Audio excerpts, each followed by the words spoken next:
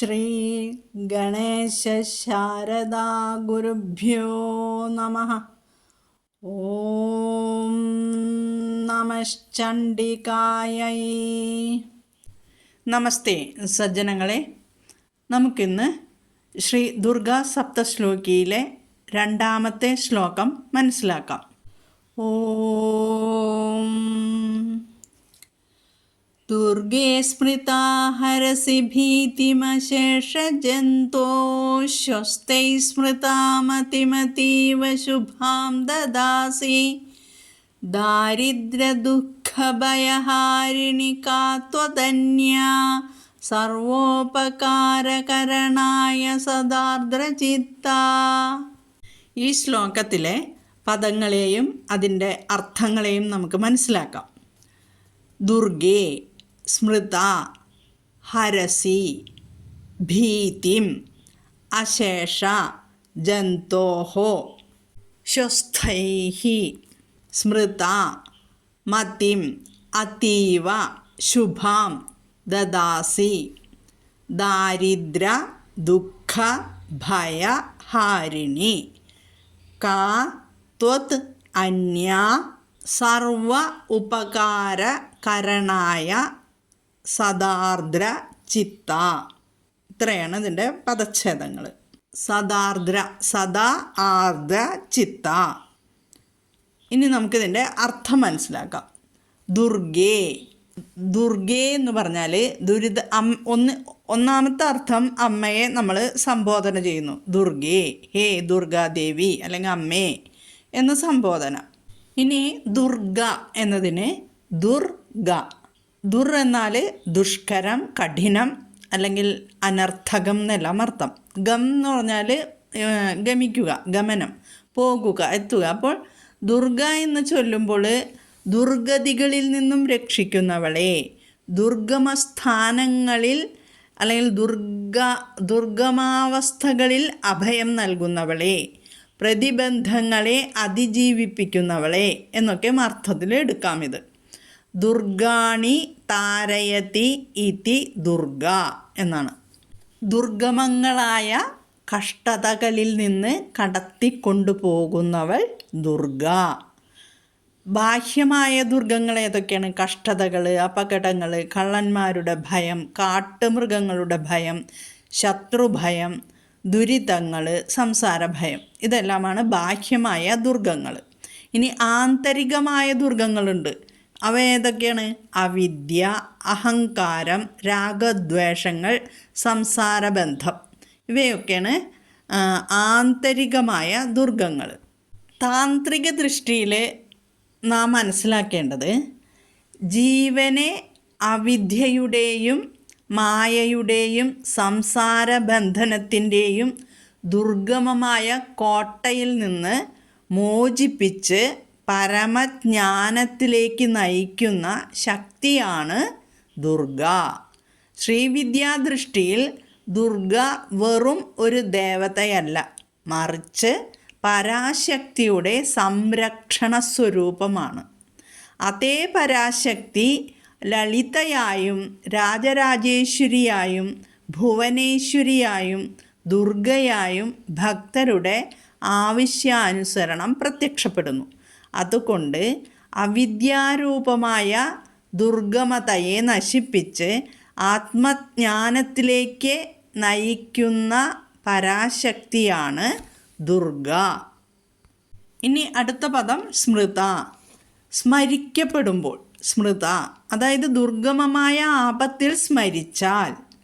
ഹരസി, ഹരസി എന്ന് വെച്ചാൽ നീക്കുന്നു, നീഹരിക്കുന്നു, ഇല്ലാതാക്കുന്നു. ഭീതിം, ഭയത്തെ. അശേഷജന്തോഹോ, അശേഷജന്തോഹോ എന്ന് വെച്ചാൽ എല്ലാ ജീവികളുടെയും എല്ലാ പ്രാണികളുടെയും.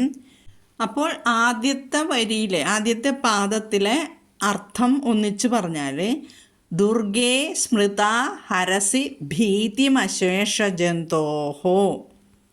ഹേ ദുർഗാദേവി, വിഷമാവസ്ഥയിൽ, സങ്കടത്തിൽ അല്ലെങ്കിൽ ഭയത്തിലായിരിക്കുമ്പോൾ ഏതൊരു ജീവി അമ്മയെ സ്മരിച്ചാലും നീ അവരുടെ മനസ്സിലെ ഭയത്തെ പൂർണ്ണമായും ഇല്ലാതാക്കുന്നു. ഇനി അടുത്ത പാദം നോക്കാം. സ്വസ്ഥൈ സ്മൃതാഹ, സ്വസ്ഥരായവർ സ്മരിക്കുമ്പോൾ, അതായത് ആരോഗ്യത്തോടെയും സമാധാനത്തോടെയും ഇരിക്കുന്നവരിനി സ്വസ്ഥർ എന്ന് പറയുന്നത്. അവർ സ്മരിക്കുമ്പോൾ മതിം അതീവ ശുഭാം ദദാസി. മതിം എന്ന് പറഞ്ഞാൽ ബുദ്ധിയെ, അതീവ ശുഭാം അത്യധികം മംഗളകരമായി, ദദാസി നൽകുന്നു. അപ്പോൾ ഈ ശ്ലോകത്തിലെ അർത്ഥം എന്താണ്? ഭയമില്ലാതെ സ്വസ്ഥരായിരിക്കുന്നവരാൽ അല്ലെങ്കിൽ ശാന്തചിത്തരായവർ അമ്മയെ സ്മരിക്കുന്നതെങ്കിൽ അവർക്ക് ഏറ്റവും മംഗളകരമായ സദ്ബുദ്ധി നീ പ്രദാനം ചെയ്യുന്നു. ഇനി അടുത്ത പാദം ദാരിദ്ര്യ ദുഃഖ ഭയഹാരിണി കാ ത്വധന്യ. പദച്ഛേദം പറഞ്ഞു. ദാരിദ്ര്യ ദുഃഖ ഭയഹാരിണി. ദാരിദ്ര്യം, ദുഃഖം, ഭയം, ഹാരിണി എന്നിവയെ ഹരിക്കുന്നവൾ. ഹാരിണി എന്ന് വെച്ചാൽ ഹരിക്കുന്നവൾ, ഇല്ലാതാക്കുന്നവളെ എന്നാണ് പറയുന്നത്. കാ ത്വത് അന്യ. കാ എന്ന് വെച്ചാലുണ്ട്, എന്താണ് അർത്ഥം? ആരുണ്ട്, ചോദ്യമാണ്. ആരുണ്ട്? ത്വത് അങ്ങയെ കൂടാതെ, അന്യ അങ്ങയെ കൂടാതെ ആരുണ്ട് എന്നാണ് ഇവിടെ പറയുന്നത്. അതായത് ആരുമില്ലെന്ന്, അമ്മയല്ലാതെ ആരുമില്ലെന്നാണ് ഇവിടെ പറയുന്നതിൻ്റെ അർത്ഥം. അടുത്ത പാദവുമായി കൂട്ടിച്ചേർക്കുമ്പോഴേ ഇതിന് പൂർണ്ണമായിട്ടുള്ള അർത്ഥം വരുള്ളൂ. സർവോപകാരകരണായ സദാർദ്രചിത്ത. സർവ ഉപകാരകരണായ, എല്ലാവർക്കും ഉപകാരം ചെയ്യുന്നതിനായി, സദാ ആർദ്രചിത്ത, എപ്പോഴും അലിവുള്ള കരുണ നിറഞ്ഞ മനസ്സോടുകൂടിയവളായി, കാത്തുതന്യ, അങ്ങയെ കൂടാതെ ആരുണ്ട്. ഒന്നിച്ച് അർത്ഥം പറയുമ്പോൾ, ഹേ അമ്മേ അല്ലെങ്കിൽ ഹേ ദുർഗാദേവി, വിഷമാവസ്ഥയിൽ, അതായത് സങ്കടത്തിൽ അല്ലെങ്കിൽ ഭയത്തിലായിരിക്കുമ്പോൾ ഏതൊരു ജീവി അമ്മയെ സ്മരിച്ചാലും നീ അവരുടെ മനസ്സിലെ ഭയത്തെ പൂർണ്ണമായും ഇല്ലാതാക്കുന്നു. ഇനി ഭയമില്ലാത്ത, അതായത് സ്വസ്ഥമായിരിക്കുന്നവരാൽ ശാന്തചിത്തരായവർ അമ്മയെ സ്മരിക്കുന്നതെങ്കിൽ അവർക്ക് ഏറ്റവും മംഗളകരമായ സദ്ബുദ്ധി നീ പ്രദാനം ചെയ്യുന്നു. ദാരിദ്ര്യവും ദുഃഖവും ഭയവും ഇല്ലാതാക്കുന്നതിൽ സമർത്ഥയായ അമ്മേ, എല്ലാവർക്കും എപ്പോഴും നന്മ ചെയ്യാനായി ഇത്രയധികം അലിവുള്ള കരുണയുള്ള ഒരു മനസ്സ് അമ്മയ്ക്കല്ലാതെ ഈ പ്രപഞ്ചത്തിൽ മറ്റാർക്കാണുള്ളത്? ഇതാണ് ഈ ശ്ലോകത്തിൻ്റെ അർത്ഥം. ഈ ശ്ലോകം ദേവീ മാഹാത്മ്യത്തിലെ 4-ാം അധ്യായത്തിലെ 16-ാം ശ്ലോകമാണ്. മഹിഷാസുരനെ വധിച്ച ശേഷം ദേവന്മാർ ദേവിയെ സ്തുതിക്കുന്ന ശക്രാതിസ്തുതിയിലെ പ്രസിദ്ധമായ ശ്ലോകമാണിത്. ഈ ശ്ലോകത്തിൽ ദേവിയെ ഭയനാശിനി, ദാരിദ്ര്യനാശിനി, കരുണാമയി, സർവോപകാരിണി എന്നിങ്ങനെ സ്തുതിക്കുന്നു. ഭയത്തിലിരിക്കുന്ന ജീവികൾ നിന്നെ സ്മരിക്കുമ്പോൾ നീ അവരുടെ ഭയം അകറ്റുന്നു. ശാന്തചിത്തരായവർ നിന്നെ സ്മരിക്കുമ്പോൾ അവർക്ക് നീ അത്യുത്തമമായ ശുഭബുദ്ധി നൽകുന്നു. അതായത് ഫലാസക്തി, ശാന്തചിത്തർ അല്ലെങ്കിൽ സ്വസ്ഥരെന്നൊക്കെ പറഞ്ഞാൽ ഫലാസക്തി കൂടാതെ, അതായത് നമുക്കിപ്പോൾ ഇന്നത് വേണം ഇന്നത് വേണം ഇന്നത് വേണം എന്നൊക്കെ നമ്മൾ പറയുന്നുണ്ടെങ്കിൽ അത് ഫലം ആഗ്രഹിച്ചിട്ടുള്ളതാണ്. ആ ഫലങ്ങളൊന്നും ആഗ്രഹിക്കാതെ ഇരിക്കുന്നവരാണ് സ്വസ്ഥരായവർ, ശാന്തരായവർ. അവരൊക്കെ നേടിക്കഴിഞ്ഞു, ഇനി അവർക്കൊന്നും ദേവിയോട് ചോദിക്കാനില്ല. അങ്ങനെ ഇരിക്കുന്നവർ അമ്മയുടെ നാമങ്ങൾ ചൊല്ലുക, ധ്യാനിക്കുക, ജപിക്കുക, നമിക്കുക, ഇങ്ങനെയൊക്കെ ചെയ്യുന്ന ശാന്തചിത്തർക്ക് ശുഭബുദ്ധി നൽകുന്നു എന്നാണ്. അമ്മയെ ഓർക്കുന്നത് പ്രശ്നസമയത്ത് മാത്രമായിരിക്കരുത്. എല്ലാം സുഖമായിരിക്കുമ്പോൾ എന്ത് വേണം? സ്മരണം വേണം. പണ്ടത്തെ ആളുകൾ പറയില്ലേ, പാലം കടക്കോളം നാരായണ, പാലം കടന്നാൽ കൂരായണ. അങ്ങനെ ആവരുതെന്ന്. അതുപോലെ ആകരുത്. ഇവിടെ ഒരാഗ്രഹമില്ലാത്തവർ സ്മരിച്ചാൽ അത്യന്തം ശുദ്ധമായ ബുദ്ധി നൽകി അമ്മ അവരെ അനുഗ്രഹിക്കും. ബുദ്ധി ശുദ്ധമായാൽ എന്താ കിട്ടുന്ന ഫലം? അത് മോക്ഷമാകുന്നു. ദാരിദ്ര്യ ദുഃഖഭയഹാരിണി, ദാരിദ്ര്യം എന്നത് പണമില്ലായ്മ മാത്രമല്ല, സ്നേഹത്തിൻ്റെ ദാരിദ്ര്യം, സമാധാനത്തിൻ്റെ ദാരിദ്ര്യം, ആത്മവിശ്വാസത്തിൻ്റെ ദാരിദ്ര്യം, ഭക്തിയുടെ ദാരിദ്ര്യം, ഈ എല്ലാ ദാരിദ്ര്യവും ജീവിതത്തെ വിഷമമാക്കുന്നു. ഇതെല്ലാം മാറ്റാൻ അമ്മയുടെ ചരണങ്ങളിൽ അഭയം പ്രാപിച്ചാൽ മതിയാകും. സർവോപകാരകരനായ സാർദ്രചിത്ത, അതായത് അടുത്ത സർവോപകാരകരനായ സാർദ്രചിത്ത. ഇപ്പോൾ കുഞ്ഞ് തെറ്റ് ചെയ്താലും അമ്മ എന്താ ചെയ്യുക? കൈവിട്ടില്ല. ചിലപ്പോൾ ആദ്യമൊക്കെ ഒരു അടി കൊടുക്കും അല്ലേ? പക്ഷേ അടുത്ത സ്റ്റെപ്പ് എന്തായിരിക്കും? സ്നേഹമാണ്. എല്ലായ്പ്പോഴും കൃപ കൊണ്ടലിഞ്ഞ ഹൃദയത്തോടു കൂടിയവളാണ് അമ്മ. ഇനി ഈ ശ്ലോകത്തിൻ്റെ ഉള്ളടക്കം കൂടി പറഞ്ഞിട്ട് നിർത്താം. ദേവീ സ്മരണം ഭയത്തെ അകറ്റുന്നു. സുഖസമയത്തും ദേവീ സ്മരണം വേണം. ദേവി ശുഭബുദ്ധി നൽകുന്നു. അമ്മയുടെ ഹൃദയം കരുണയുടേതാണ്. ഇത്രയാണ് ഇതിലുള്ളടക്കം. ഇനി ഈ ശ്ലോകം പാരായണം ചെയ്യുമ്പോൾ ഇതിൽ വിസർഗ സന്ധികൾ വന്നിട്ടുണ്ട്. പഠിക്കാത്തവർക്ക് എന്തായാലും അതൊന്ന് പറഞ്ഞു തരേണ്ടതല്ലേ, വിസർഗസന്ധികളിലെ മാറ്റങ്ങൾ. ദുർഗേ സ്മൃത ഹരസി ഭീതിമശേഷ ജന്തോ കഴിഞ്ഞിട്ട് വിസർഗം. അവിടെ ഓകാരം വന്നതുകൊണ്ട് ജന്തോഹോ എന്ന് പറഞ്ഞ് നിർത്താം. എന്നിട്ട് ശ്വസ്തൈഹി സ്മൃത, അവിടെ സന്ധിയാണ്.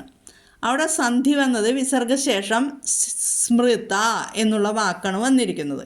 അപ്പോൾ സ ആണ് വിസർഗം കഴിഞ്ഞിട്ട് ആദ്യം വരുന്ന അക്ഷരം.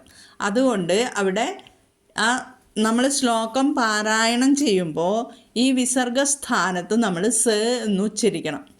ശ്വസ്ഥൈ സ്മൃത, സ്മൃതയിൽ സ ഉണ്ട്. ഈ ശ്വസ്ഥൈ എന്ന് പറയുന്നിടത്ത് അവിടെ കടുപ്പിക്കണം കേട്ടോ. സ്ഥ എന്നുള്ളത് അവിടെ അതിഘരം, സായോടുകൂടി അതിഘരം വന്നിട്ടുണ്ട്. അപ്പോൾ ശ്വസ്ഥൈസ് അങ്ങനെ പറയണം. ശ്വസ്ഥൈസ് സ്മൃത മത്തിമത്തീവ ഒന്നിച്ച് തന്നെ പറയണം.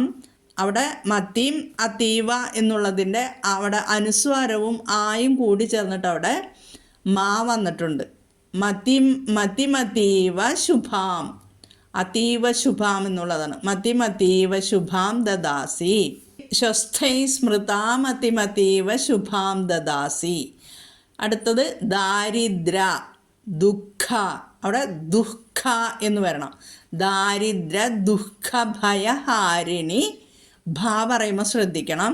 ബാ എന്നല്ല, ബാലൻ്റെ ബായല്ല, ഭ ഭഗവാൻ, ഘോഷാക്ഷരാണത്. ദാരിദ്ര ദുഃഖ ഭയഹാരിണി കാ ത്വധന്യ, ത്വധന്യ സർവോപകാരകരണായ സദാർദ്രചിത്ത എന്നാണ്. അപ്പോൾ ഇവിടെ 4 വരികളായിട്ട് ചൊല്ലുമ്പോൾ ജന്തോഹോ എന്ന് പറയാം.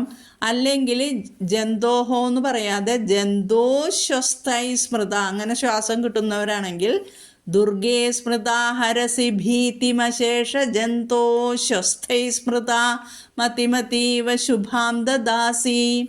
ദാരിദ്ര ദുഃഖ ഭയഹാരിണി കാത്വധന്യ സർവോപകാരകരണായ സദാർദ്രചിത്ത എന്ന് ചൊല്ലാം.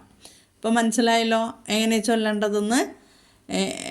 എല്ലാവരും ചൊല്ലി പഠിക്കണം. കാരണം ഈ 7 ശ്ലോകങ്ങളിലും ഏറ്റവും പ്രധാനപ്പെട്ട ശ്ലോകമാണ് ഈ ശ്ലോകം, ദുർഗേ സ്മൃത എന്നുള്ളത്. അതായത് അത്രയും പ്രധാനപ്പെട്ട ഒരു ശ്ലോകമാണിത്. ശ്രദ്ധിച്ച് പഠിക്കുക. എന്തായാലും ഞാനിത് ഗ്രൂപ്പിൽ ചൊല്ലിപ്പിക്കും 7 ശ്ലോകങ്ങളും. ഓരോ ശ്ലോകമായിട്ടാണ് ഞാൻ എടുക്കുന്നത്. വളരെ ഭംഗിയായിട്ട് പഠിക്കണം. അതിനു വേണ്ടിയിട്ടാണ്. ഈ പഠിച്ചു കഴിഞ്ഞാൽ പോരാ, എന്നും ചൊല്ലുകയും വേണം 7 ശ്ലോകങ്ങളും. ന്യാസത്തോടു കൂടി ചൊല്ലിയാൽ അതിൻ്റെ ഫലം ഇരട്ടിയാകും. അത് ന്യാസം ഞാൻ പഠിപ്പിക്കും. ശ്രീ ദുർഗാ സപ്തശ്ലോകിയിലെ 7 ശ്ലോകങ്ങളിലെ അതിപ്രധാന ശ്ലോകമാണിത്. അത് ഇവിടെ വിവരണം അവസാനിപ്പിക്കുകയാണ്. എല്ലാവർക്കും അമ്മയുടെ അനുഗ്രഹം ലഭിക്കുമാറാകട്ടെ എന്ന പ്രാർത്ഥനയോടുകൂടി. ഓം അസതോ മാ സദ്ഗമയ തമസോ മാ ജ്യോതിർഗമയ മൃത്യോർമാ അമൃതം ഗമയ. ഓം ശാന്തി ശാന്തി ശാന്തി. ഓം തത്സത്.